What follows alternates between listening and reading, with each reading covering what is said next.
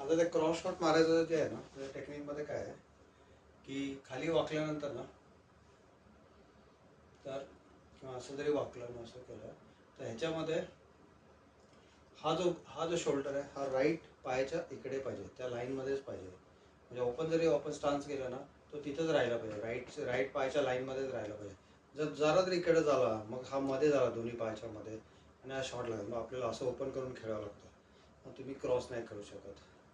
Cross करण्यासाठी हा maintain करायचा. म्हणजे हा मागचा शोल्डर मागे गेला तरी चालेल कुठे, पण हा ट्विस्ट तसाच या लाईन, गुडघ्याच्या लाईनमध्ये किंवा पायाच्या, असं समजायचं की पायाच्या पलीकडे माझा शोल्डर, तो तसाच मेंटेन करून पाय बाहेर काढू शकतो.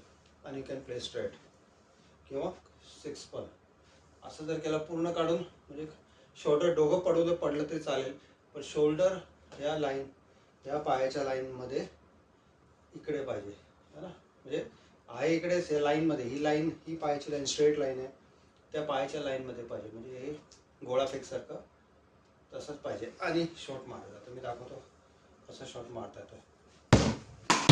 बापरे, हे बघितलं ना, असा केल्यामुळं मला मारता इझी झाला, पॉवरफुली. आणि माझी लाईन, मला बॉलची लाईन कळते. म्हणजे भले माझं डोकं लाईनमध्ये नसेल, पण हे दोन्ही हे रेफरन्स माझा, हे 2 पॉईंटच्या रेफरन्समुळं मला कळतं बॉल कुठे एक्झॅक्टली आहे आणि मी मारू शकतो बरोबर. आणि असं लीन ही इकडे राहिल्यामुळे कसं बॉडी खाली लीन झालेली आहे, मला खाली 6 मारता येतं. म्हणजे वरती 6 मारतं, कारण खालनं अंडर द बॉल येतो.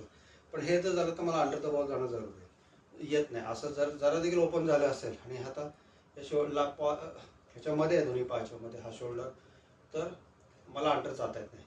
पण हा मेंटेन ठेवला, समजा फक्त हा मेंटेन ठेवायचा, तसाच ठेवायचा, तर मला अंडर द बॉल जाणं इझी आहे. ओके, परफेक्ट शॉट दाखवतो. खाली ठेवली बॅट, म्हणजे फुल फेजने मस्त बॅट गेली.